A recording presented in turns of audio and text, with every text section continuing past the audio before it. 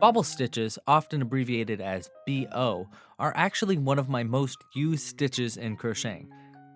That might sound surprising, but in amigurumi, stitches adding height like a double and triple crochet just end up leaving big holes to let out the stuffing, whereas a well-placed bobble stitch can be used to add features like noses, toes, and even limbs without having to make them separately and sew them on.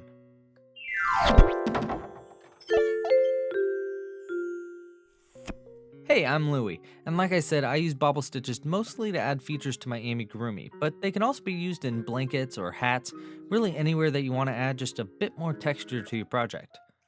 In this video, not only will I teach you how to make a bobble stitch, but I'll also teach you a unique way to make color changes in a bobble stitch and how I use them for my projects.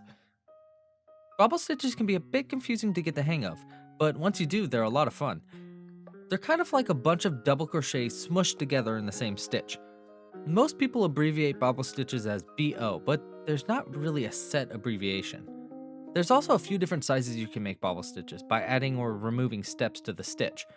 I personally have different abbreviations for each size bobble stitch in my patterns, since I often use more than one type of bobble in a single pattern. I abbreviate them as MBO for mini bobble stitch. This is mostly used for toes and fingers. BO for the classic bobble stitch. This I use mostly for arms and noses. And BBO for bulky bobble stitch.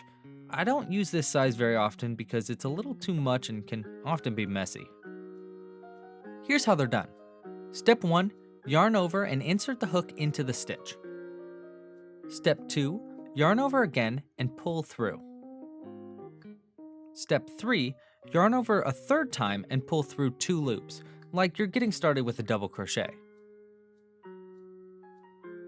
Now repeat steps 1 through 3 4 times total for a classic bobble stitch.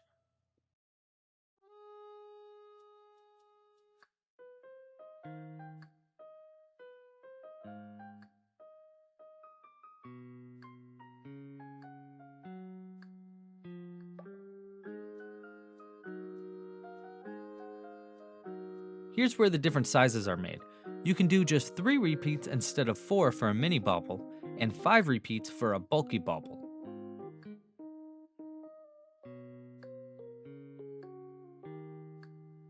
We're making a classic bobble stitch though, so once you've got your repeats made, you should have 5 loops on the hook.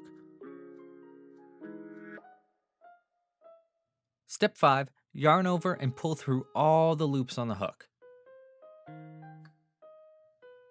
You should try to keep bobble stitches at least 1 stitch apart from each other because it keeps them looking neat and not twisting around or leaving large holes in the separation between bobble stitches.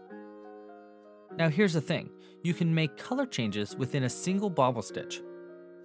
I use this usually to make sleeves and arm detail in my tiny pod puppets, but it can also be used to make things like little berries. Steps 1, 2, and 3 can all be done in different colors. When you see a color change for a bobble stitch written down in one of my patterns, it'll look something like this. The number tells you how many you're making. The letters are abbreviation for colors, green, blue, and red, and the BO tells you that it's a classic bobble stitch.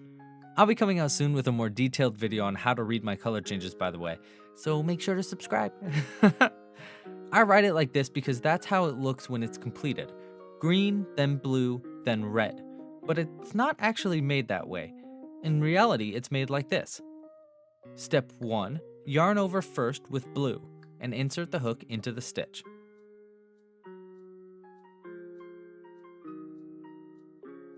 Step 2, yarn over with green and pull through.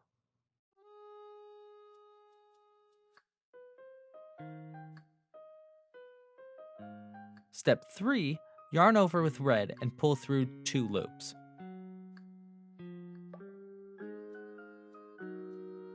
Then repeating steps 1 through 3 4 times total and finishing up by pulling through with the next color in the pattern.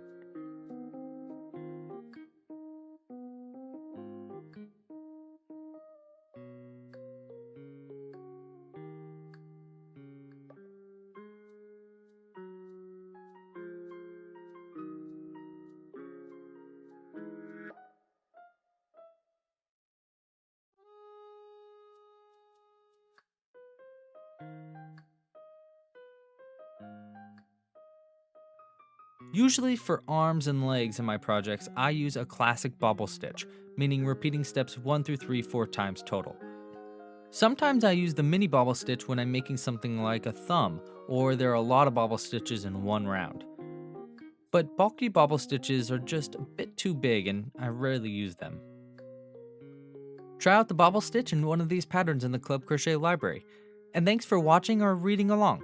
This is part of an ongoing series called Amigurumi 101, brought to you by Club Crochet. This will be a constantly updating series, so make sure to subscribe to the YouTube channel down below and enable push notifications, or join the email notification list so you don't miss new episodes. For another variation on the bobble stitch, try a spiked bobble, a stitch I often use for making claws for my amigurumi. You can get the tutorial for the spiked bobble and a bunch of other exclusive Amigurumi 101 patterns and tutorials by becoming a Club Crochet member.